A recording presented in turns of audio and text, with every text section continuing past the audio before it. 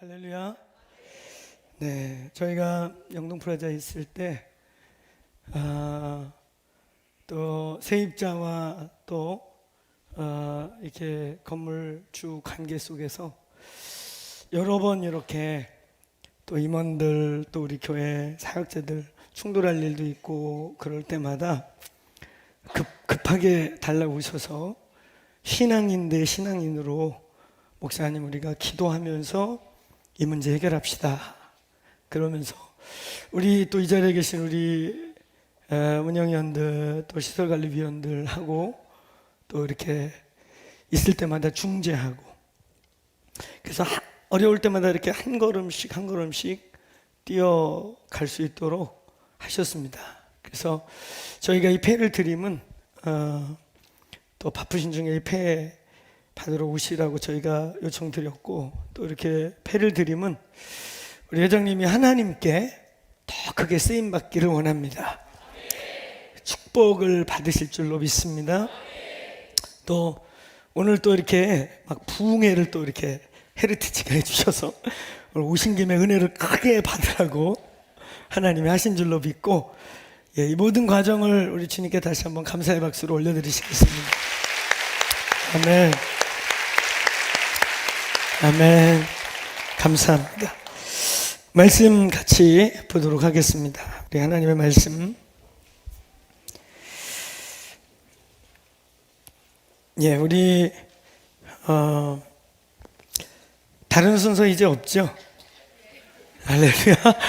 네, 이제 말씀만 아름답게 잘 마치면 오늘 은혜스러운 날이 될 줄로 믿습니다. 우리 같이 말씀, 오늘 본문 마태복음 11장 우리 1절부터 6절의 말씀을 함께 한 목소리로 같이 크게 합독하겠습니다. 같이 읽겠습니다. 시작. 예수께서 12제자에게 명하기를 마치시고 이에 그들의 여러 동네에서 가르치시며 전도하시려고 거기를 떠나가시니라. 요한이 옥에서 그리스도께서 하신 일을 듣고 제자들을 보내어 예수께 여짜오되 오실 그이가 당신이오니까 우리가 다른 일을 기다리오리까. 예수께서 대답하여 이르시되 너희가 가서 듣고 보는 것을 요한에게 알리되 맹인이 보며 못 걷는 사람이 걸으며 나병 환자가 깨끗함을 받으며 못 듣는 자가 들으며 죽은 자가 살아나며 가난한 자에게 복음이 전파된다 하라. 누구든지 나로 말미암아 실족하지 아니하는 자는 복이 있도다 하시니라. 아멘. 아멘. 네, 저희가 여러분들의 기도로 오늘 밤 12시 넘어 12시 한 반쯤 공항에서 뿔뿔이 흩어져서 저희가 이렇게 도착했어요. 어쩌면 저도 또 우리 함께 22명, 우리 거기서 이현주 선교사 합류해서 22명이 중보팀, 미디어팀, 또 찬양팀, 메신저팀 이렇게 해서 스리랑카 거의 전역을 이렇게 한 바퀴 돌고 왔습니다. 근데 아마 저도 이번같이 이렇게 타이트한, 공항에서 내려서 버스 타가지고 일단은 수도부터, 그래서 버스 타서 1시간 가까이 가서 집회를 한바탕 하루 종일 하고 바로 버스를 타고 8시간인가를 또 달려가서 하여튼 그래서 집회 끝나고 버스 타고 공항에 와가지고, 그러니까 공항에서 출발해서 한 바퀴 돌고 공항에서 돌아와서 우리 인천공항으로 떨어지는 이런 일정은 저도 처음 해봐요. 그래서 중간중간에 우리 중보팀들이 비행기를 막 더군다나 또 이렇게 날짜 또 티켓 맞추다 보니까 열 몇 시간을 이렇게 비행기 타고 가가지고 내려서 잠깐 집회하고 또 7시간 8시간을 계속 차 타니까 다리들이 막 부으셔가지고 코끼리 발이 되었어요. 그래서 서로 발을 만지고, 이제 다리가 정말 이렇게 붓고 저도 막 다리가 찌릿찌릿하고 이제 그러면서 일정을 마쳤는데, 오늘 이 자리에 또 다 오셨는데 제가 한두 분 괜찮아요 그랬더니 너무 신기해요. 지금 컨디션 너무 좋아요. 주님이 하시면 그럴 줄로 믿습니다.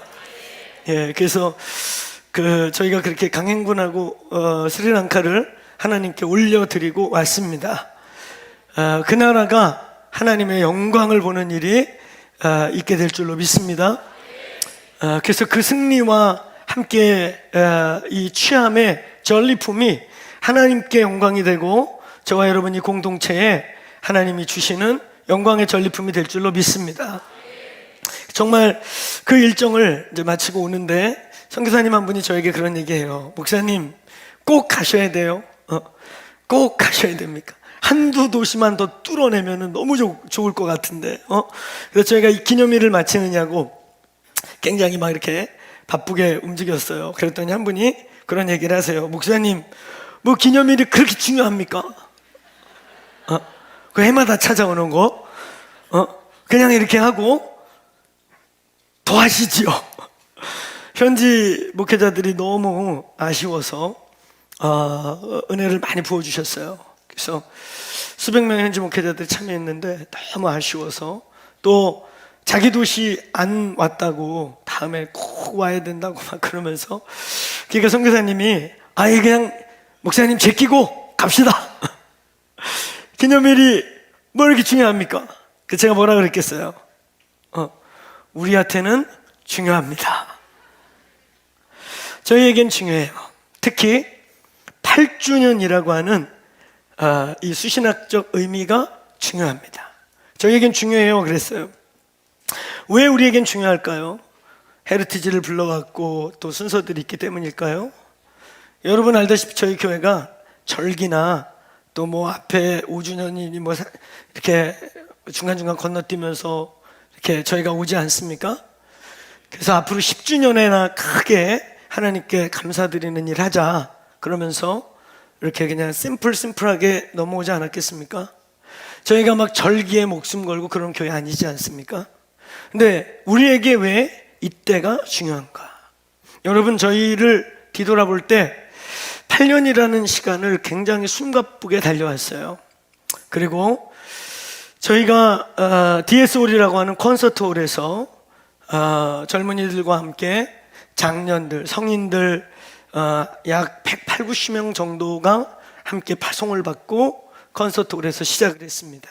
그리고 저는 그 콘서트홀에서 사실은 한 1년 이상을 그냥 몇 터질 때까지 거기서 버티려고 했어요. 왜냐하면 이런 하드웨어 때문에 성도들이 재정에 압박을 받거나 본질이 아닌 것 때문에 프레셔를 받는 그 일들을 안 하려고 정말 저희는 그냥 거기서 한 1년 버티자, 최소한 1년 버티자, 그게 저의 인간적인 각오였어요. 그런데 저희를 하나님의 해양 빌딩으로 보낸 그 과정, 여기 있는 우리 그 시간에 함께 있었던 대부분 분들 알지 않습니까?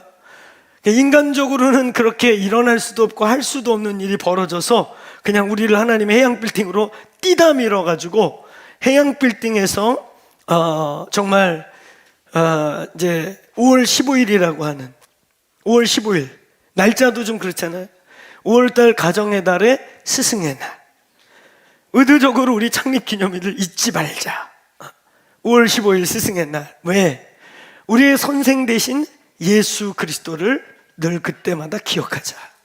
그리고 제자 삼는 교회로서 주님이 우리의 모델이 되고 우리가 주님의 제자로서 그를 따라감에 있어서 제자도라고 하는 스승 되신 예수 그리스도와 함께 그를 쫓는 삶, 제자 삼는 삶을 놓치지 말자. 그리고 그 날짜를 우리가 왜 태어나게 됐는가, 이 땅에 수많은 교회 중에 하나가 아닌 하나님의 특별한 부르심을 담아냅시다 하는 마음에서 5월 15일 금요일 날 창립 예배를 선포하고 드리게 됩니다. 해양 빌딩으로 간 것도 정말 진짜 저희 의지 없이, 여러분 여기 계신 그때 그 시간을 통과했던 분들, 하나님을 우리를 콘서트홀에서 우리의 정말 아이디어와 전혀 상관없이 해양 빌딩으로 몰아내셨던 그때를 기억하시면 아멘 해보시겠어요? 네. 그리고 뜻하지 않게 밀려가서 너무 즐겁고 기쁘게 정말 옥합을 깨면서 해양 빌딩 3개층을 세팅하게 되었어요. 그리고 또 우리가 영동 프라자 갈 때도 그렇지 않았습니까? 거기를 또 갈 때도 우리가 한 2년에서 2년 반마다 이사를 가게 됐는데 전혀 저에게 계획이 없었던, 그러니까 하나님께서 오늘 우리 회장님 이 자리에 함께 있게 되시고 또 저희가 영동 프라자에 3년을 딱 채우고 그때도 그랬어요. 사실은 우리가 막 정신없고 이래서 뭐 급하게 어디 갈 데도 없고, 아무리 건물을 알아봐도 저희 규모가 강남에 들어갈 곳이 없고, 주지도 않고, 교회라니까 또 안 주고, 교회라고 주는데 가보면은 고는 막 머리 달만하고, 또 며칠 있다 때려 부시니까 계약서에다 언제 나갈지 모르면 쓰라고 그러고, 계약이 안 되는 거죠. 그런 여러 상황 속에서 저희가 영등프라자에서 사실 3월에 나와야 되는데, 우리 회장님 5월까지, 우리 여기 세팅 다 끝날 때까지 또 이렇게 임원들 워워하고, 이 회장님이시라고, 여러분, 회장님이 다 마음대로 하는 게 아니에요. 이런 일들 진행할 때 여러 관계들, 은행들, 많은 것들이 함께 움직일 때 가서 이렇게 눌러주시고, 그래서 저희가 2-3달 또 있게 만들고, 또 저는 인간적으로 어떤 면에서 야, 이게 이러다가 우리 가을까지 그냥 아예 여름 사역 다 마치고 가을쯤에 나와야 되는 게 아닌가, 그때야 우리가 들어갈 곳이 생기지 않겠는가. 근데 만약에 회장님도 인심을 써주시고 우리도 막 고집을 부리고 이래가지고 가을에 여름 사역 끝나고 좀 건물 나올 때 오자, 만약에 두 분이 마음이 좋아가지고 그렇게 합의가 됐어도 큰일 날 뻔했어요. 우리 그때 안 나왔으면요, 우리 완전히 다 잠수했어요. 그래서 저희 장비고 뭐고, 장비는 둘째치고 나이트워치 하는 우리 사역자들 인사사고가 충분히 날 수 있는, 아주 생각만 해도 생각하고 싶지 않은 일이 일어날 뻔한 일을, 근데 하나님 우리를 띠다 밀어서 또 이 잘 준비된, 제가 여기 작년에 우리 월달에 여기 들어올 때 저희가 무슨 얘기 했습니까? 혹시라도 모를 이 건물을 짓고 건물이 부도 나서 이 근처에 이 교회에 다니던 성도들이 얼마나 가슴 아팠을까. 그래서 제가 혹여나 여기 있을 것 같아서 제가 이 건물을 짓느냐고 정말 성도들이 피를 짜서 세웠을 텐데, 저희 교회가 잘 쓰고 하나님 영광 돌려드리겠습니다. 여기 계실지 모르지만 오늘 당신들이 드린 헌금과 예물이 헛되지 아니하고 하나님의 축복을 받으십시오. 아니나 다를까 그날 우리 처음 입주 끝나고 한 분이요, 문 앞에서 기다렸다가 눈물을 흘리면서 저를 꼭 붙잡고, 목사님 그 한마디가 자기의 모든 걸, 맞아요, 저 이 교회 교인이었어요. 그리고 여기 왔다 갔다 할 때마다 얼마나 기도했는지 몰라요. 이단에게 안 넘어가고 다시 하나님 찬양하는 곳 되게 해주세요. 그리고 제 손을 붙잡고 한 분이 고맙다고 그러셔서, 성도님 기도 때문에 저희가 왔나 봐요. 그리고 마음껏 찬양하고 기도하는 집이 되겠습니다. 그리고 인사했던 기억이 나요. 여러분, 오늘이 왜 중요합니까? 해마다 찾아오는 기념주일 목사님 제끼고 우리 더 부흥해 합시다 라고 말씀하셨는데, 제가 저희에겐 중요합니다. 왜 중요한가요? 바로 이런 예언적인 여정 때문인 것입니다. 하나님이 저희를 한 걸음씩 한 걸음씩 걸어오고, 그때마다 어떤 때는 상황과 여건이 안 되고 어떤 때는 인간적인 마음으로 순종하고 싶지 않은 그 상황들 속에서 그냥 하나님이 몰아가시는구나, 이거 하나님의 일이구나, 이거 하나님이 하시는 거구나만 확인되면 그냥 예스 했을 때마다 하나님이 하셨던 일 때문에 오늘이 중요한 것입니다. 아멘. 여러분, 오늘 8주년 저희들이 맞이하고 있습니다. 오늘 이 8이라고 하는 이 숫자가 성경의 수신학적으로 한 주일이 끝나고 한 날이 시작되는 날. 그래서 이 8이라는 숫자는 말이죠, 성경에서 새로운 시작을 뜻하고 새로운 부르심을 뜻하고 새로운 출발을 뜻하는 새로움이라는 뜻이에요. 또 때로는 8이라는 숫자는 7이라고 하는 충만의 숫자를 한 번 더 더해서 풍성하다, 이런 뜻을 가지고 있습니다. 그래서 성경을 보면 난지 8일 만에 할례를 하고, 또 수장절과 또 그 절기 중에 8일 동안을 지나가게 하는 장막절과 같은 8일의 의미가 있어요. 구원 이후의 새로운 출발, 이런 뜻이 있습니다. 그러므로 이 8이라고 하는, 우리가 8주년을 맞이하고 있는 이 시간에는 우리는 주님과 함께 한번 따라해보세요. 새로운 부르심의 여정을 출발한다. 그래서 이 8이라는 숫자는 7년을 뒤로 던지고, 과거에 좋았든 나빴든 영광스러웠든 어쨌든 하나님이 여기까지 하신 일에 기념비를 세우고 이제는 뒤돌아보지 않고 다시 부르심의 여정을 출발하는 오늘 되기를 축복합니다. 축복합니다. 그런 수신학적 의미를 가진 오늘 새로운 부르심의 출발, 저 역시도 새로운 각오, 새로운 마음, 하나님께서 새 영과 새로운 정신과 새로운 하나님의 은혜를 저와 여러분이 받게 되기를 축원합니다. 새 은혜가 임할지어다. 오늘 그런 의미에서 이날 8주년 차 되는 날, 또 우리 그라스야 부모님 또 이렇게 함께 이 자리에 해주시고, 또 회장님께 저희의 마음을 그때그때 참 어려울 수 있고 서로 참 힘들 수 있는 상황들을 신앙으로 같이 갑시다. 신앙으로 해결합시다. 그래서 그때마다 우리 운영위원들과 또 임원들과 또 대주단과 이런 상황들 속에서 기도하면서 풀어냈던 이 여정의 오늘인 것입니다. 여러분, 우리는 지난주까지 우리는 이 본문 10장을 마무리했어요. 우리는 10장을 읽으면서 10장 안에 예수께서 12제자, 12사도를 불러내고 그들을 가라 파송하시면서 보내심 받은 제자, 사도적 제자, 예수님의 제자들이 어떻게 살아내야 되고 또 어떤 일을 겪을 것이며 어떤 어려움을 당할 것이며 그리고 그 어려움의 상황 속에서 어떻게 승리하고 어떤 태도로서 그 고난을 통과하고 가야 되는지를 우리는 10장에서 충분히 보았습니다.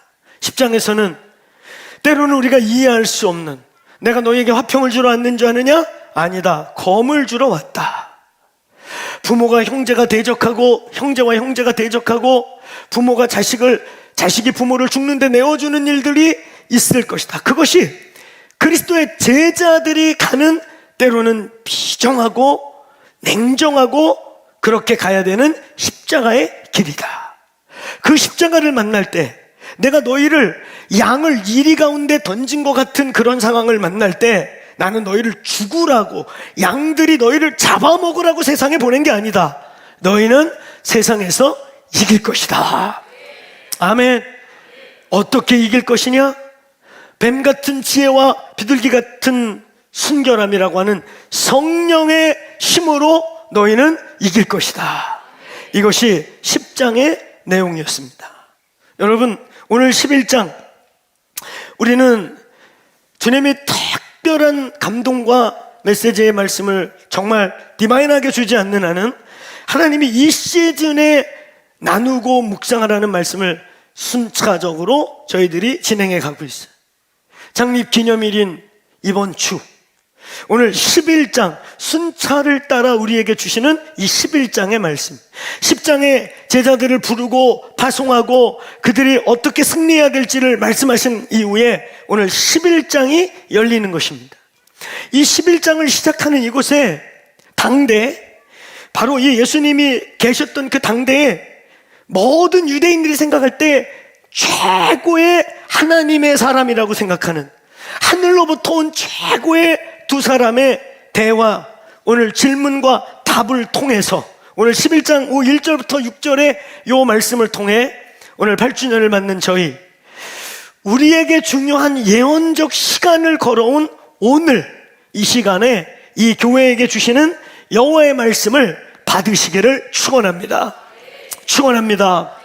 오늘 예수께서 제자들을 부르시고 그들을 특별히 파송하는 것까지를 요한이 뒤에서 지켜보다가 제자들을 보내서 질문을 하시는 것입니다.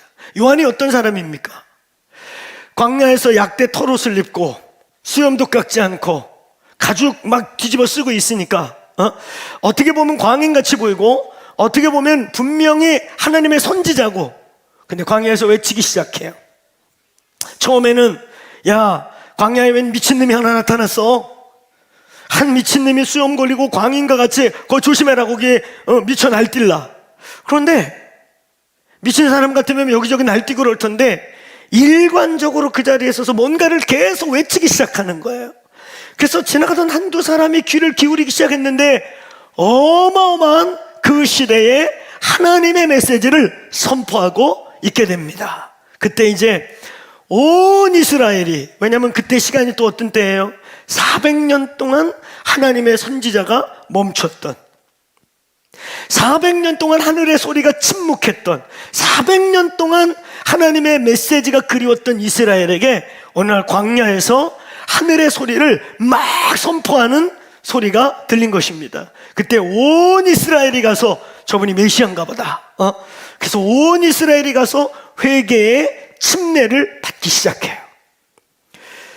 그가 메시아인 줄로 알고 그에게 모든 것을 집중하고 온 이스라엘이 가서 신분의 고하를 막론하고 그에게 사죄의 회개의 침례를 받았던 그 요한이 어느 날 갑자기 내가 아니야, 내가 주인공 아니야, 나는 저 사람의 신들매 푸는 것도 감당치 못해, 나는 없어져야 하겠고 저 사람은 흥해야 하리라. 그리고 영광을, 온 이스라엘의 시각을 갑자기 확 돌리신 분이 바로 예수 그리스도이십니다. 아멘. 예수 그리스도, 저가 하나님의 아들이야, 저가 메시아야. 온 이스라엘이 그토록 수천 년 동안 기다렸던 바로 메시아가 바로 저분이야. 나를 너희에게 보내서 너희에게 물로 침례를 주라고 하신 그 하나님이 누구든지 그 위에 성령이 내려오는 것을 보거든 그는 불과 성령으로 너희에게 침례를 주시리라. 아멘.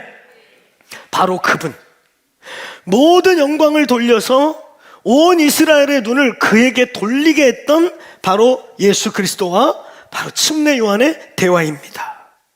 400년 만에 나타난 선지자이자 이제 구약을 마무리하는 구약의 마지막 선지자. 그러면서 이제 요한의 추천을 받아서 메시아라고 하는, 이제 모든 관심과 모든 시선이 돌아갔던 예수 그리스도. 이 둘의 질문이 놀라워요. 오실 그이가 당신입니까? 라고 하는, 뭔가 이 요한이 예수 그리스도에 대한 것을 컨펌하는 것입니다. 어쩌면 두 가지 이유에서일 것이에요. 첫째는 요한이 죽을 날이 가까워지는 걸 느껴요. 헤롯이 언제 자기의 목을 자를지 모르는 입장에서 선지자로서 사명을 마무리하기 위해 정말 내가 이 땅에 온 이유는 메시아를, 불과 성령으로 침례 주실 그분을 소개하는 게 내 사명인데, 근데 만약에 저도 나 같은 선지자인데 이렇게 끝나면 안 되지. 그래서 아마 그의 사명적 입장에서 확인을 하는, 다시 한번 리컨펌하는 거예요.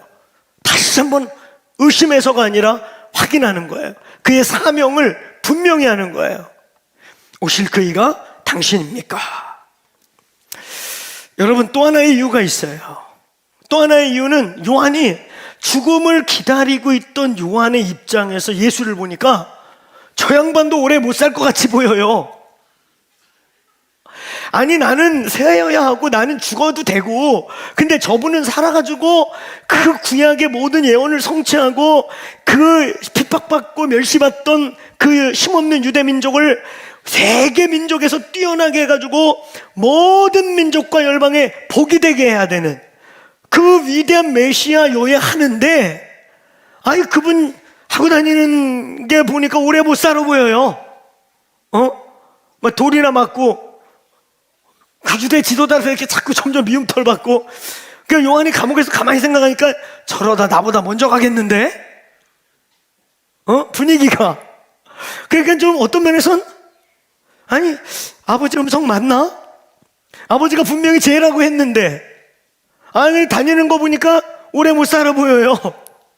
그의 신학적 혼동, 그가 생각했던, 구약의 모든 사람들이 생각했던 메시아는 온 열방을 불살라 버리고 유대 민족을 탁월하게 해서 모든 이방인들을 불쏘시개로 만들고 시오니즘을 완성해야 될 메시아인데, 다니고 하고 다니는 행색이 나보다 차라리 더 빨리 죽을 것 같아.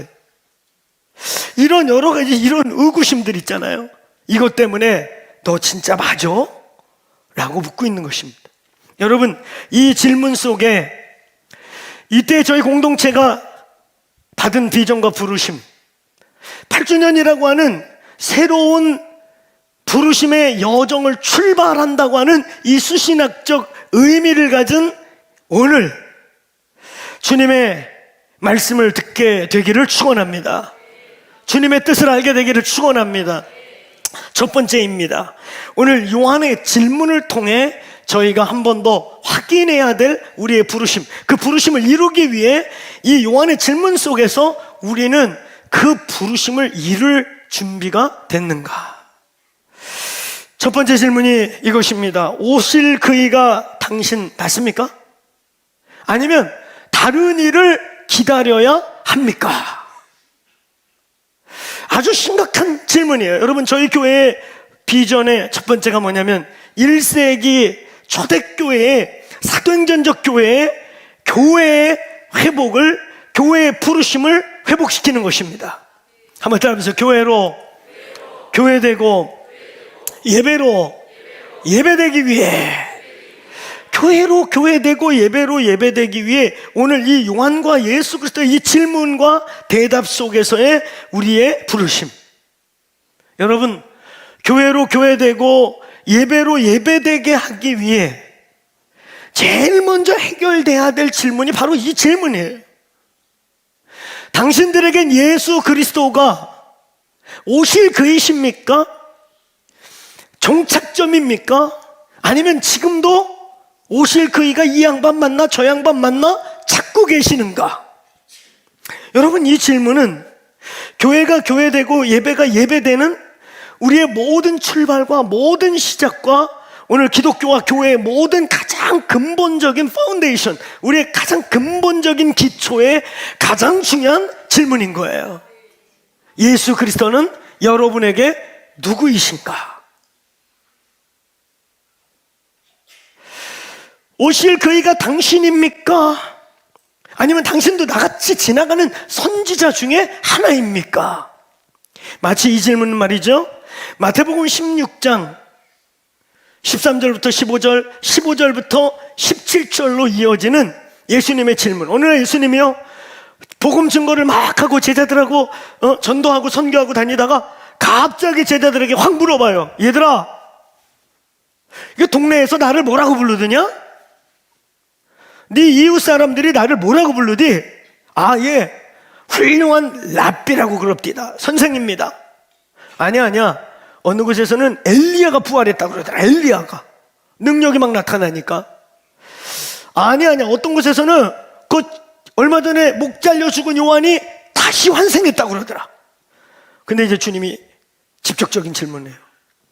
얘들아, 동네 사람들 얘기 말고 너희는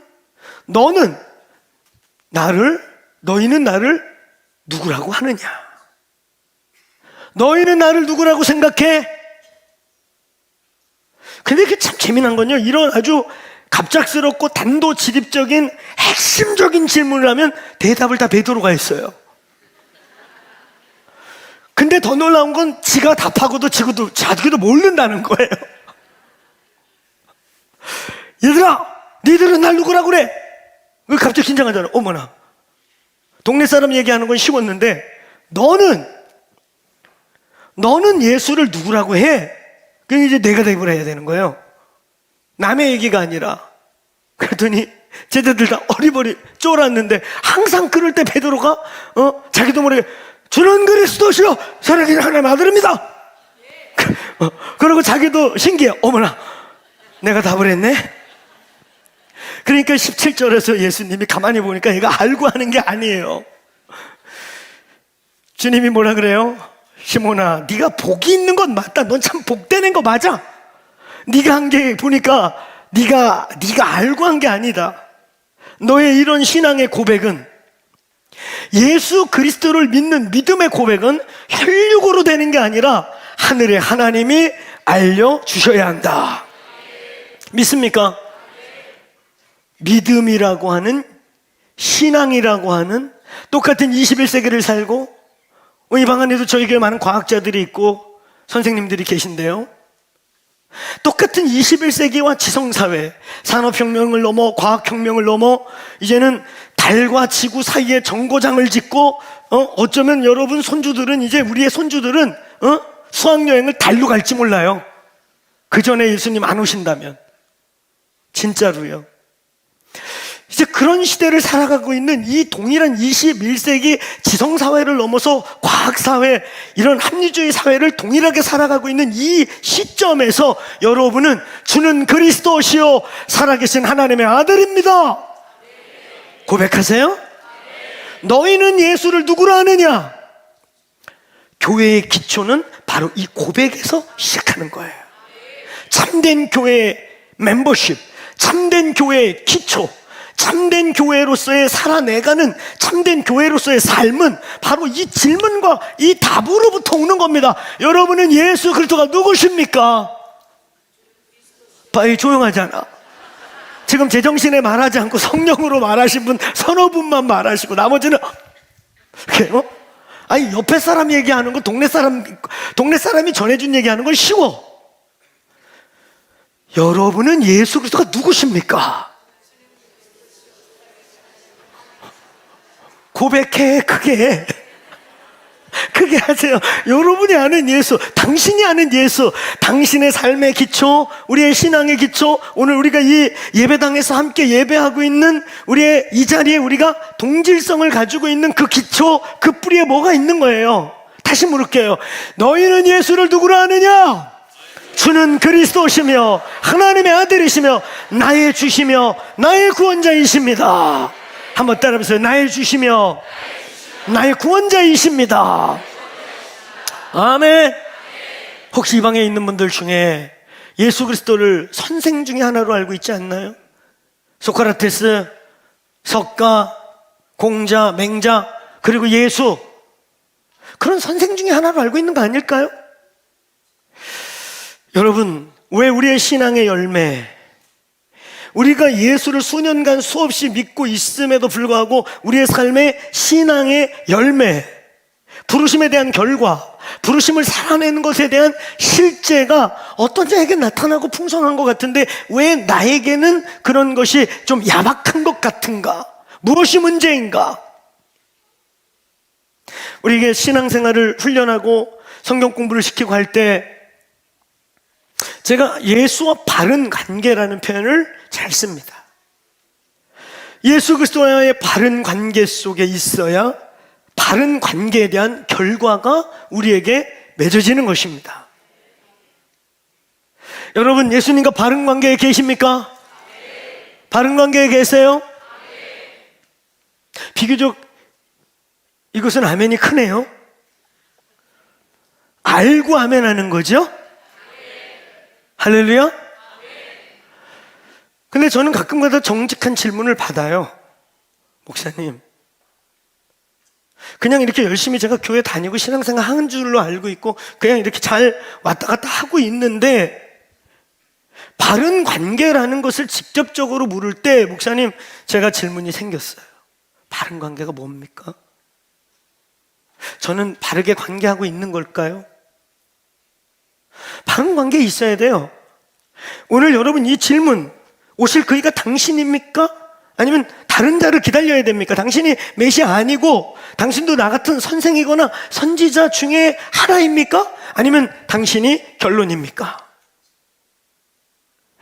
예수가 우리의 삶의 결론인가?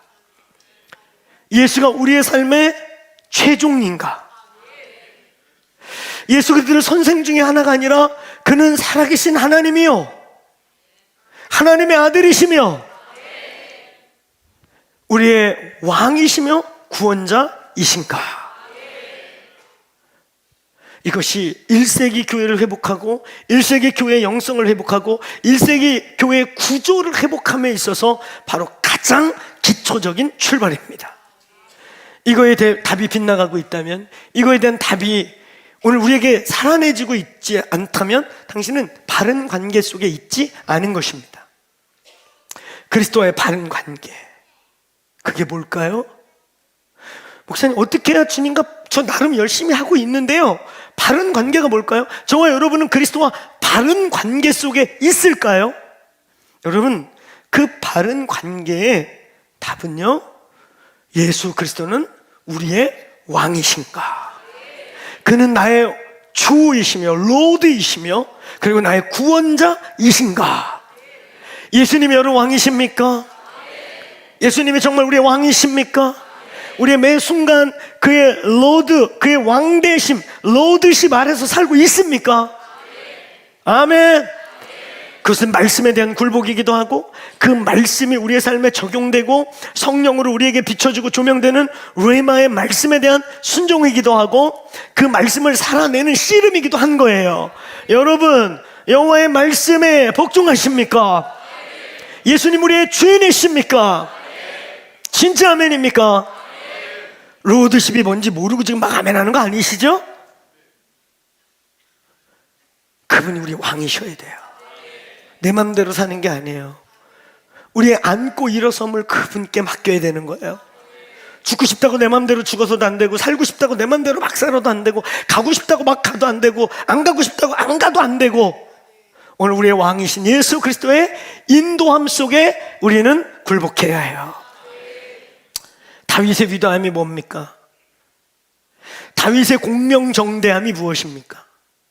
참으로 연약한 자이고 약한 자이고 얼마나 손에 피를 많이 묻혔으면 너의 그 성전 건축의 계시를 네가 받았지만 너는 지을 수 없다. 너무너무 짓고 싶었던 아버지의 집, 너는 손에 피가 많아서 안 돼. 준비를 다 해놓고 설계도까지 다 그려놓고 재료도 다 준비해놨지만 지을 수 없는 그 아들 솔로몬에게 넘어갔던 참으로 연약함이 많았던 그 사람인데, 그럼에도 그의 공명정대함이 뭔지 아세요? 굽이굽이 다윗의 삶을 보세요. 저 역시도 그러기 원하는데 죽는 것도 사는 것도 진실로 하나님께 맡겼던 사람, 사울을 2번이나 죽을 기회가 있지만 죽이지 않았던 하나님의 사람이기에 하나님이 해결하게 맡겼던, 그런가 하면 그의 아브넬과 요압의 장군들의 싸움 속에서 확 요압을 심판하고 싶었지만 여호와의 때를 기다렸던, 그래서 자기가 왕임에도 불구하고 왕으로서 절대 왕이 됐을 때 왕으로서 할 수 있는 많은 일을 참 대신 왕 대신 그리스도 앞에 굴복하는 거. 다윗이 2번째 고난을 맞이합니다. 그러니까 사울 때문에, 첫 번째 고난은 사울 때문에 10수년을 도망다니면서 광인같이 광야를 누비며 살아야 했고, 2번째 고난은 절대 군주가 됐는 줄 알았는데 아들 압살롬의 반역과 함께 고난이 또 한 번 찾아와서 버선발로 맨발로 법궤를 버려두고 도망갈 때, 그때 충신 하나가 와서 왕이요, 법궤 들고 가야죠. 당신이 제일 좋아하는 거 아닙니까? 그리고 그 법궤라도 끼고 가야 여호와가 당신과 함께 하는 줄 알고 함부로 못 올 거 아닙니까? 그래도 법궤라도 들고 가야 여호와의 신물단지가 거기 있으니까 함부로 공격 안 할 거 아닙니까? 들고 올까요? 우리 같으면 다 들고 갈 거예요. 싸고 와가지고 갈 거예요. 그죠? 다윗이 말려요. 놔둬라. 지금 이 사건이, 이 해프닝이 돼버리면 이 시츄에이션이 말이지, 여호와가 나에게 주는 일이라면 나는 법궤 앞에 다시 오지 못할 것이다. 그러니까 여호와를 초월하지 않겠다는 거예요. 그런데 만약에 이게 진짜 해프닝으로 끝나고 이게 그냥 인간적인 사건이면 나는 다시 와서 법궤 앞에 예배하리라. 아멘. 내가 좋은 것도 싫은 것도 사는 것도 죽는 것도 그의 왕대심 앞에 굴복하는 삶. 오늘 예수 그리스도와 바른 관계에 들어가시길 축원합니다. 기를 쓰고 뭘 하려고 하고 막 이렇게 막 머리를 쏴서 뭘 하려고 하지 마세요. 인생이 더 복잡해져요. 최소한 오늘 주가 선택하시고 주가 여러분을 불러내셨고 주가 여러분을 내 백성 삼겠다, 그리고 여러분도 아멘에서 주와의 왕과 신하의 관계가, 왕과 백성의 관계가 맺어진 사람이라면 왕의 뜻 앞에 나가시기를 축원합니다. 그러면 주가 책임지시리라. 아멘. 주가 책임지시리라. 오늘 때로는 몰라서, 때로는 연약해서, 때로는 무지해서 바른 관계가 어긋나 있다면 오늘 이 말씀을 듣고 주와 바른 관계에 들어가시기를 축원합니다. 축원합니다. 아주 중요한 것이에요. 초대교회의 시작, 진정한 교회의 회복의 시작, 교회로 교회되기 위한 시작, 예수님과의 바른 관계, 예수에 대한 질문에 대한 바른 답. 너희는 예수를 누구라 생각하느냐? 오실 그이가 당신입니까? 당신이 하나님의 아들이며 구원자이며 세상의 구주이십니까? 예, 그렇습니다. 그 관계 속에서 주님과 동행하시기를 축원합니다. 주께 내어 맡기시기를 축원합니다. 우리는 이것을 3P 정리라고 이제까지 설명했던 거예요. 주님을 따르는 백성, 주님과 바른 관계 속에 있는 하나님의 사람들의 3P 정리. 피플 관계, 포지션의 문제, 우리의 소유의 문제, 펄퍼즈의 문제. 어쩌면요, 어떤 사람에게는 이 세 번째가 제일 어려워요. 목표. 비전이냐 목표냐, 목표냐 건설적인 방향이냐 야망이냐, 한 끗 차이가 될 수 있어요. 오늘 예수 그리스도와 바른 관계가 되시기를 축원합니다. 우리의 이 3P가 인간관계의 문제, 우리의 소유의 문제, 우리의 방향의 문제, 비전의 문제가 예수 그리스도 안에 정렬되시기를 축원합니다. 두 번째, 오늘 예수님의 답입니다. 예수의 답 속에서 오늘 이 공동체가 선포하고 있는 우리의 비전, 이때 하나님께서 저와 여러분에게 이 교회에게 주시는 비전이 있는 것입니다. 오늘 예수님의 답은 이렇게 말해요. 요한의 제자들, 요한이 감옥에서 보내갖고 예수께 묻고 있는 요한의 제자들에게 너희는 가서 너희가 들은 것과 본 것을 말하라. 자, 한번 따라해보세요. 가서 듣고 본 것을 말하라. 사도적 제자, 저희 공동체 이제 예수님 곁에 머물렀던 제자를 예배당 안에 갇혀서 예배당 중심의 신앙생활을 하고 있던 신앙에서 이제 성령으로 보내심 받은 사도행전 이후의 제자로서 오늘 신앙생활을 예배당에서 끝내지 않고 오늘 우리의 삶의 자리, 우리의 환경, 우리의 가정, 우리의 모든 영역에서 승리하기를 결심하고 보내심 받은 제자. 할렐루야. 제자도에 있어서 아주 중요한 핵심 키워드는 뭐냐면 가라입니다. 가라. 제자는 이 가라 명령을 받기 위해 제자가 되는 거예요. 어느 날 스승의 모든 것을 전수받고 스승으로부터 인정을 받고 어느 날 스승이 가라, 그래야 제자라고. 아멘. 내 제자 안 하려면 그냥 어느 날 가버리면 돼요.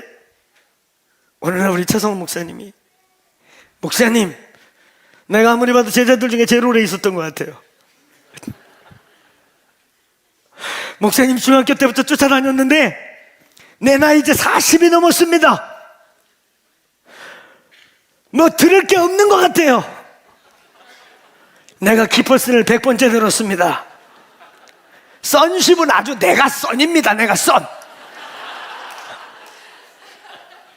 중학교 때부터 들어가지고 예화도 외웠습니다. 요때쯤 내면 요 예화가 나오겠지.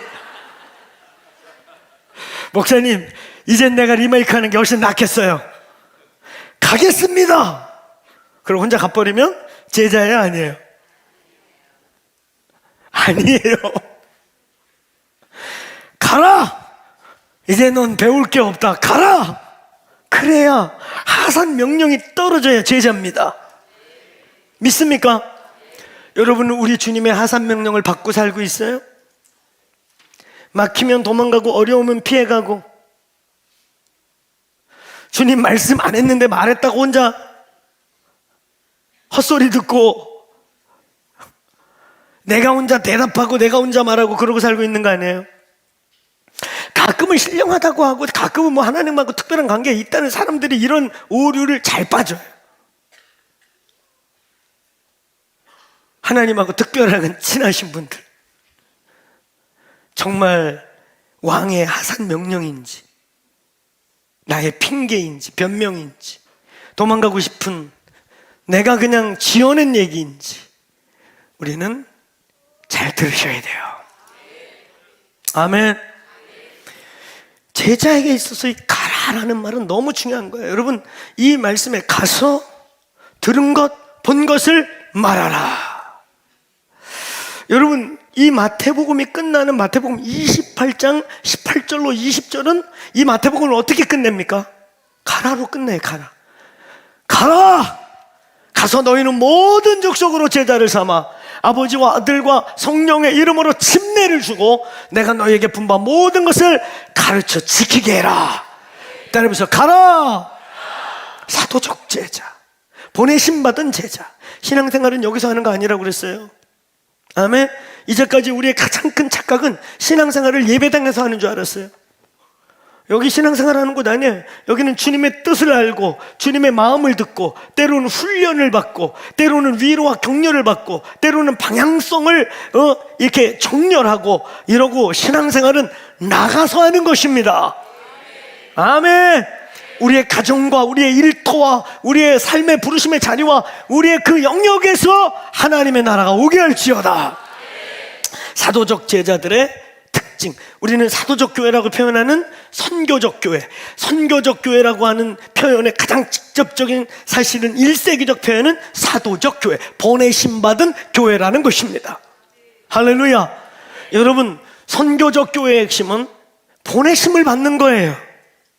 가라! 이 명령에 순종해서 오늘 예루살렘에 머물고 있는 게 아니라 예루살렘에서 유대에서 사마리아에서 땅끝까지 가는 것입니다. 우리의 삶의 자리에서 승리하시기를 축원합니다. 오늘 이 본문, 근데 사도적 제자, 보내심 받은 제자, 가라라고 하는 이 명령을 듣고 가는 제자들의 특징이 있는데 그게 뭐냐면 듣고 본 것이 있어야 된다. 듣는다는 것이 중요해요. 보는 것도 중요한데 오늘 본 것은 내가 직접 보고 어쩌면 그거의 증인이 되는 것인데 듣는다는 것은 뭐냐면 다른 사람이 본 거, 다른 사람이 겪은 얘기를 객관적으로 듣는 거예요. 어쩌면 보는 건 주관일 수 있어요. 너 봤어? 너 봤어? 이 말이 제일 무섭잖아. 너 봤어? 못 봤어. 그러면 말어. 그래도 들은 게 있어서 들은 것만 갖고는 안 돼요. 네가 봤냐고 네 눈으로 봤다 그럼 할 말 없잖아. 봤다. 봤어? 근데 듣기는 했는데 못 봤다 그러면 네가 어서 이상한 얘기를 들은 거야. 네 눈으로 봐야지. 사도적 제자의 특징은요, 복음을 들은 자일 뿐만 아니라 본 자여야 하는 것이에요. 예수를 보았나? 성령으로 우리의 영이 예수를 보았는가? 우리의 삶을 다 드릴 만큼 예수가 확실한가? 확실합니까? 예수님과의 관계 분명해요? 예, 예배당에 아무리 들랑달랑거리고 신앙생활을 우대가 믿었어도 관계가 어그러져 있으면 열매 없고 관계가 어그러져 있으면 오늘 우리는 상관없는 자가 될 수 있어요. 여러분, 그 예수님과의 바른 관계 속에 이제 어느 날 우리를 주님이 제자로서 가라라고 한단 말이죠. 그 갈 때 우리에게 있어서의 무기는 무엇이에요? 들은 것과 본 것. 어쩌면 저와 여러분, 우리 모두는 어떤 형태든 복음을 들은 자들인 것입니다. 누군가 우리에게 복음을 전했고 성령이 우리에게 말씀하셨고 그래서 똑같은 21세기를 살아가는데 예수를 선생 중에 하나가 아니라 주는 그리스도시요 살아계신 하나님의 아들입니다. 똑같이 과학혁명 시대를 넘어 이제 우주정거장을 짓고 있는 미래 어떤 사회가 올지 모르는 이때에도 그리스도는 살아계신가? 아멘. 이것은 듣고 본 자들이 고백할 수 있는 거예요. 믿음의 기적이라고 하는 이것은 때려 죽여도 육신을 죽이는 자를 두려워하지 마라. 너의 영혼을 멸망시킬 수 있는 자를 두려워하라. 이 주님의 말씀, 이거 21세기에도 동일하게 우리에게 기초가 되는 이 진리. 오늘 듣고 본 자, 복음을 성령에게 누군가 여러분에게 말로 전했지만 그것을 성령으로 내 영이 들은 자들, 그리고 나의 영으로 예수의 부활을 본 자들이 증인이 되는 것입니다. 사도적 제자는 저희 공동체가 예수님 곁에 머물렀던 제자, 예배당 안에서 신앙생활을 예배당에서 하는 건 줄 알고 예배당에 갇혀있던 제자를 이제 가라, 세상으로 보내심 받은, 사도행전 이후에 성령으로 보내심 받은 제자들이 되시기를 축원합니다. 오늘 주 예수의 이름으로 명령하고 선포하는 것은 우리의 삶의 자리, 우리에게 부르심의 자리, 우리에게 맡기고 있는 자리, 그것이 자녀를 키우는, 자녀들에게 손꼽 밥을 만들어 먹이고 남편과 자녀를 봉양하는 일이든, 우리의 아주 위대하고 원대한 큰 영역에서 목숨을 걸고 내 생을 걸고 싸우는 그런 대의적인 일이든 주님이 가라고 보내신 자리에서 승리하시기를 선포합니다. 여러분의 삶의 자리에서 이길지어다. 명분이 있는 승리가 있길 바랍니다. 이길 이유가 있기를 바랍니다. 이를 악물고 버티면서 내 삶의 자리, 우리의 부르심의 자리를 사수해내고 예수 그리스도의 깃발을 꽂아야 될 이유 있는 승리가 있을지어다. 우리의 신앙의 자리는 여기가 아니라 우리 밖이라는 것을 잊지 마시기를 축원합니다. 가라! 앞으로 저희 몸된 교회는 듣고 볼 것이 있는 복음, 충분히 살아있는 이 복음을 들을 뿐만 아니라 그 복음을 볼 수 있는 자리가 우리의 예배의 자리가 되고 삶의 자리가 되기를 축원합니다. 당신의 삶의 자리, 당신의 삶에서 보니까 우리 이웃이 보니까 하나님 살아계시구나. 당신의 삶에 이 공동체의 예배와 우리의 삶을 보니까 하나님 살아계시다 보여줄 수 있기를 축원합니다. 아멘. 들을 수가 있고 볼 수가 있는 복음, 남의 얘기를 남의 다리 긁는 것처럼 말하지 않고 예수의 살아계심과 오늘도 역사하심이 우리에게 들리고 내 눈으로 보임바 되어 우리가 증거할 수 있는 보내심 받는 제자가 되기를 축원합니다.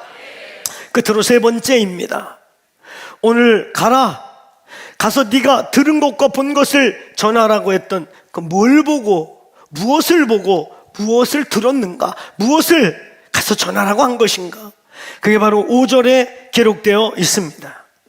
맹인이 보고 걷지 못하는 자가 걷게 되고 나병 자가 깨끗함을 받게 되고 포로된 자, 갇힌 자, 가난한 자들에게 아름다운 소식이 증거되는 것을 가서 들은 것과 본 것으로 전해라. 이것의 의미가 무엇입니까? 저희 공동체가 선포하고 외치고 있는 아주 중요한 메시지, 하나님의 나라 복음, 하나님의 나라의 완성. 여러분이 하나님의 나라라고 하는, 오늘 여기요, 소경이 눈을 뜨고 앉은 뱅이가 일어나고 문둥병자가 깨끗게 되고 가난한 자에게 아름다운 복음이 증거된다, 이거는 지금 치유 사역을 말하는 게 아니에요. 단순히 신유의 역사가 일어나는 거 가서 얘기해라, 병 낫고 있다, 기적이 일어나고 있다, 이 얘기를 말하는 게 아니에요. 더 크게는 뭔지 아세요? 이걸 다 포함해서 따라서 하나님의 나라가 내려왔다. 그분의 통치와 다스림, 할렐루야. 그 속에서 치유의 기적도 일어나고 결박된 자들이 자유케 되기도 하고 생의 목적을 찾지 못하는 자들이 인생의 방향을 찾기도 하고, 할렐루야. 정의와 공의가 구부러졌던 것들이 펴지기도 하고 하나님의 나라를 보았다. 여러분, 이 말씀이 어디에 나와 있습니까? 이사야 61장 1절부터 3절에 주 여호와의 신이 내게 임하였으므로 나를 보내사 포로된 자를 자유케 하고 갇힌 자에게 노임을 선포하고 가난한 자들에게 복음을 전하며 여호와의 신원의 날과 해방의 날이 왔다. 증거하라. 할렐루야. 이 이사야서 구약에 예수님 오기 전에 수백 년 전에 저 예언이 오늘 누가복음 오늘 14장 16절부터 19절에 또 반복적으로 선포되고 있지 않습니까? 예수께서 회당에 들어가서 이사야서를 펴가지고 말씀하시는 것입니다. 선지자 이사야의 글을 읽고 똑같이 포로된 자, 갇힌 자, 묶인 자들이 자유케 되고 그리고 가난한 자와 고아와 과부들에게 하나님의 신원하심이 증거된다. 그리고 그것이 예언이 아니라 저 본문 21절에 이제 너희의 귀에 응하였다. 실제로 들리고 보여지기 시작했다. 이걸 우리는 총칭해서 뭐라고 말하느냐? 따라서 하나님의 나라 복음을 증거하는 교회가 되기를 축원합니다. 죽어서 가는 천당을 뛰어넘어, 여러분, 예수의 복음의 핵심은요, 죽어서 천당 간다. 근데 죽어서 천당 간다라고 하는 영혼과 내세에 대한 소망을 얘기하는데 중요한 게 뭐냐면 당시에 헬라 철학을 가진 사람들이나 오늘 여러분 이 방 안에 있는 유교와 불교적 가치관이 혼돈돼 있는 분들에게는 어떤 지금 하나님의 나라 그러면 어떻게 들리냐? 아이고 이놈의 이 풍진 썩고 더러운 세상 빨리 죽어버려서 저 저승 여기 이승이야. 저 저승에 저 안 보이는 나라 가는 저승 갈래요? 여러분 예수께서 말하는 하나님의 나라는 완성된 영원한 나라일 뿐만 아니라 그 영원한 나라가 오늘 우리에게 임하기 시작했다는 거예요. 오늘 우리의 삶에 임하기 시작했다는 거예요. 죽어서도 갈 영원한 나라이지만 죽어서 갈 날을 기다리는데 지금 하나님의 나라가 없다. 지금 하나님의 나라가 경험되지 않는다. 죽어서도 아닐 수도 있어요. 지금 하나님의 나라에 속하지 않은 사람들은요, 지금 하나님의 나라 안에 있지 않은 사람은 죽어봤는데 아닐 수 있어요. 오늘 예수께서 말씀하고 있는 것은 이승저승, 이원론적 분리된 이 땅은 아주 마귀가 통치하는 버려지고 더러운 세상인데 어느 날 이 육신을 벗으면 저 저승, 저 딴 세상에 가라 이 얘기가 아니에요. 오늘 예수님의 복음의 시작을 기억하세요. 마태복음 4장 17절 회개하라 천국이 오기 시작했다. 오늘 우리의 예배, 저와 여러분의 삶의 자리, 지금 우리의 삶에서 하나님의 나라가 경험되기를 축원합니다.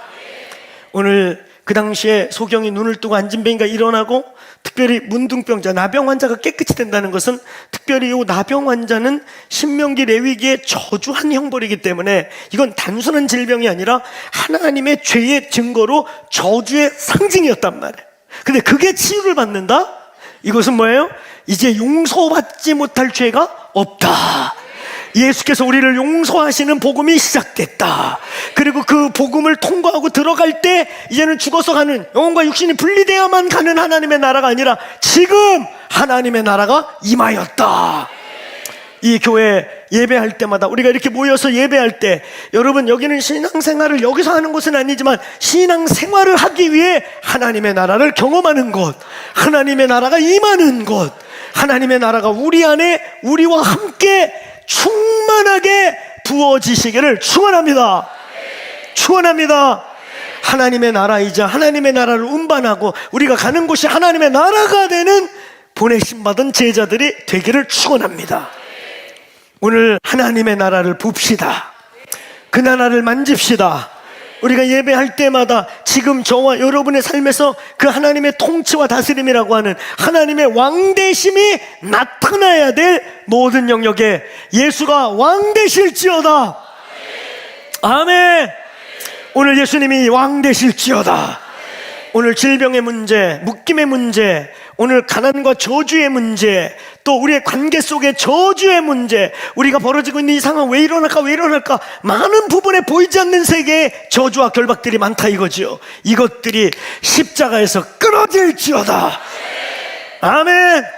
하나님의 통치와 다스림, 하나님의 나라가 무엇이냐? 장소적 개념이기 이전에 취해법권적 통치와 다스림의 개념. 최소한 우리가 예배하는 이 순간, 오늘 우리 공동체가 한 이름으로 한 살을 먹고 한 피를 받아 이제 예수 그리스도의 한 형제 자매로 오늘 한 주님을 높이기 위해 최소한 모이는 이날, 여기에 하나님의 나라가 임할지어다. 오늘 저와 여러분이 이곳에서 하나님의 나라를 경험하고 맛보고 보내심받아 저와 여러분이 살게 될 우리의 가정, 우리의 삶의 자리, 그 자리에서 오늘 더크로스 처치 교인들이 가는 그 자리에서 하나님의 나라가 있을지어다. 아멘. 저와 여러분을 통해 보고 듣고 보내심받은 우리를 통해 하나님의 나라가 터치되고 나타나고 역사하시기를 축원합니다. 하나님의 나라 여기 있다 저기 있다 하지 마라. 너희 안에 있다. 우리 안에 있다. 이미 임하였느니라. 마태복음 12장 28절에 예수께서 뭐라고 그래요? 내가 귀신을 쫓고 병을 고치는 이 사건이 성령을 통해 하는 것이라면 이미 혹은 벌써 하나님 나라가 너희 중에 있느니라. 오늘 여기 하나님의 나라가 있기를 축원합니다. 하나님 나라가 있을지어다. 자리에서 일어나시겠습니다. 우리 함께 이 하나님의 나라 예배와 기도 속에 만지십시다. 아멘. 오늘 이미 우리 속에 있는 그 나라, 오늘 우리가 모일 때 우리의 모임 중에 임하는 그 나라, 그리고 우리를 주님이 가라, 가라, 너희의 삶의 자리로 가라, 가라 그러는데 이렇게 아멘들을 하네. 안 가고 싶은가 봐. 가장 결정적으로 아멘을 크게 해야 될 때는 가라야, 알겠죠? 그게 우리 기독교의 핵심이고 제자도의 핵심이에요. 제자도는 머물려고 있는 게 아니에요. 한국교회 제자훈련, 한국교회 제자도의 어떤 부분에 한계성이 뭐였냐면 가라가 없다는 거예요. 제가 옛날에 그런 얘기 했잖아요. 우리 한국교회 원로와 선배님들이 모인 곳에 저희 같은 다음 세대 목사들 50여 명 모아놓고 특별한 시간을 가졌다고요. 세미나이기도 하고 좌담회이기도 하고, 은퇴하신 우리 대선배님들이 우리 같이 이제 새롭게 두각을 드러내는 후배들에게 뭔가 이렇게 사랑을 나눠주고 싶은 모임이기도 했다고. 근데 그날 마지막 결론, 우리가 이름을 대면 아는 한국의 대표적인 어르신들께서 이런 말씀을 하셨다고 그랬잖아요. 그리고 그게 그분들 말이 맞아요. 나는 내 나이가 지금 80이 다 돼가고 이래도 나는 지금 나가서 교회 다시 세우라 그러면 1년에서 3년 안에 최소한 1000명에서 3000은 또 모을 수 있다. 그러실 수 있을 거예요. 그분들의 그 실력과 그분들의 이 한국교회의 족적은 충분히 깃발 꽂고 내가 뭔가 새로운 뜻이 있어서 뭔가 한다 그러면 그 새로운 뜻 앞에 최소 1년에서 3년 안에 1000에서 3000명, 한 목사님 5000명까지는 우리 모을 수 있다. 그러실 수 있는 분들을 제가 봐도. 근데 이분이 이런 얘기를 하셨어요. 그런데 이게 핵심이었어요. 그런데 우리 후배들한테, 그런데 말이야, 교회는 모으는 데가 아니고 사실은 보내는 데인데, 근데 이 어르신들이 우리한테 그런 얘기 했어요. 우리는 모으는 거 잘해. 또 하라고 그래도 모을 수 있다니까? 근데 보내는 걸 어떻게 해야 될지 모르겠어. 그거 이제 니들 먹여. 이러고 끝내셨어요. 이제 주님의 오심이 가까운 때를 맞이하고 있는 저와 여러분요, 그리고 이제 저를 기준으로 위아래로 5살 혹은 10살 선후배들요, 새롭게 이 땅에 복음의 유업을 받아서 복음의 어쩌면 3세대 4세대를 이어여 가야 할 저와 여러분이요, 이제 우리는 모이는 거 잘하는 것도 중요한데, 마지막 때가 되면 여러 모양으로 모여야 하는데, 근데 중요한 건 이제 가는 걸 잘해야 돼요. 가라! 우리의 삶의 자리와 세상 끝까지 가라! 가되 우리를 죽으라고 보내는 게 아니고, 가되 무능하게 보내는 게 아니라, 하늘과 땅의 모든 권세를 내가 가졌다. 내가 땅 끝까지, 세상 끝날까지 함께 하겠다. 아멘. 오늘 시간 우리 기도할 때, 하나님 가겠습니다. 오늘 이 말씀처럼 이제 예수 그리스도의 바른 관계를 회복하겠습니다. 바른 관계를 회복하셔야 합니다. 그게 먼저입니다. 아멘. 그리고 그분께 듣고 보고 가겠습니다.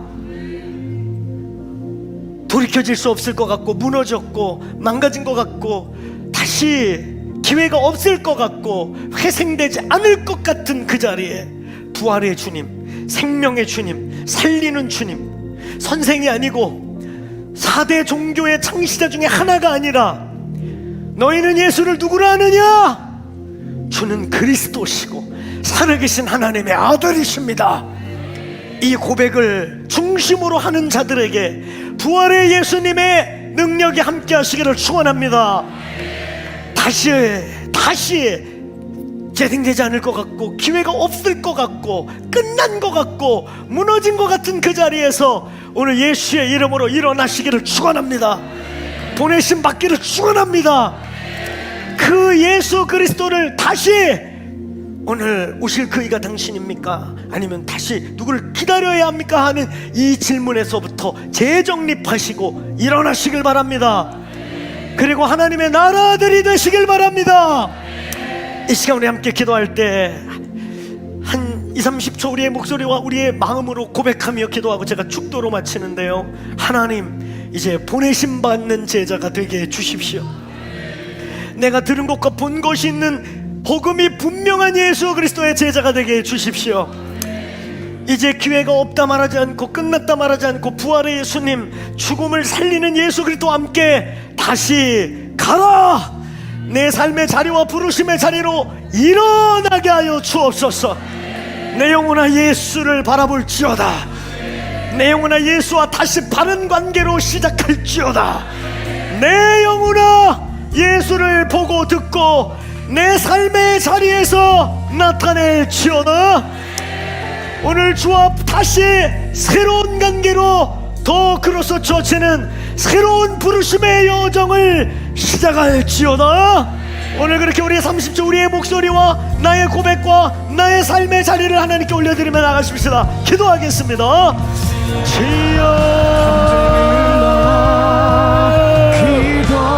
그렇습니다 하나님, 그렇습니다 하나님, 역사하시옵소서.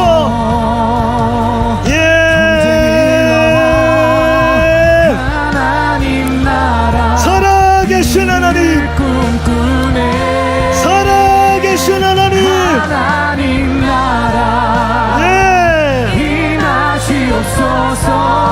하나님의 나라가 임하십시오.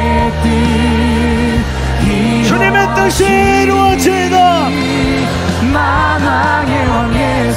세상 끝날까지 증인이 되겠습니다. 십자가의 삶, 능력의 삶 살아내게 하소서. 아버지, 너희는 가라, 보내심을 받을지어다. 누구도 예수로 인하여 실족하지 말지어다.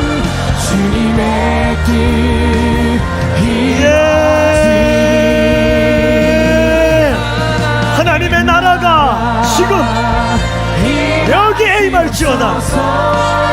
모든 사망과 질병과 저주와 결박은 떠나갈지어다. 내가 명령하노니 오늘 이 몸 안에서, 오늘 예배 가운데서 결박을 받고 잠잠하며 파셔낼지어다.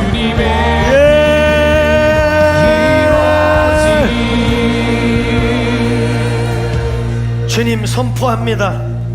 오늘 본문 맨 끝절 6절에 누구든지 나로 인하여 실족하지 아니하는 자는 복을 받을 것이다. 좌우지간 오해하지 말고, 사람 때문에 상처를 받더라도 좌우지간 예수 그리스도만 붙들고 있어서 예수가 너를 넘어뜨리는 게 되지 않는 한 복을 받을지어다.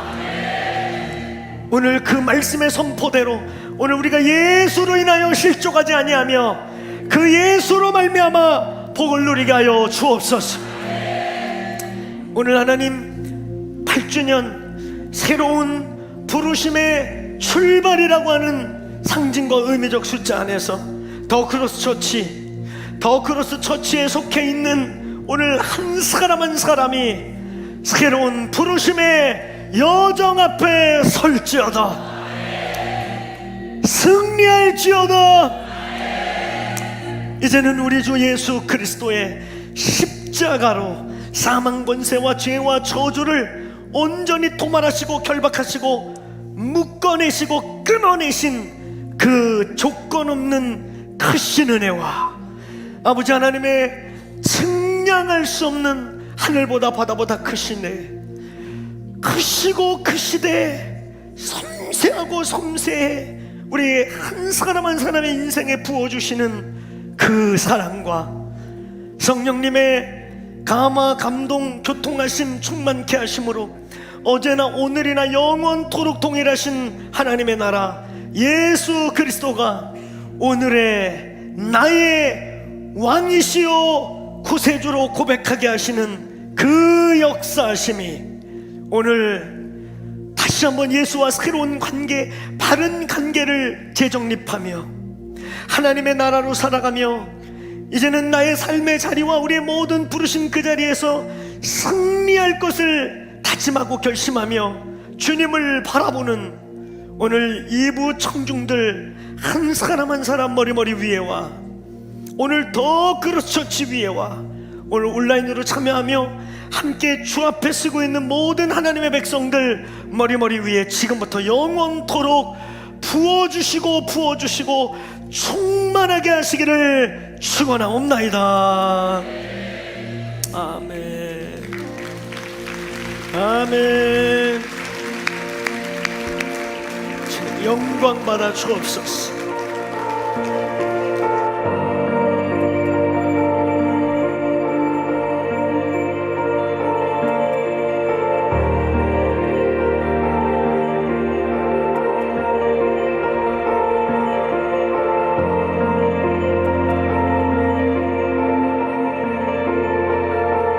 우린 보기 원하네.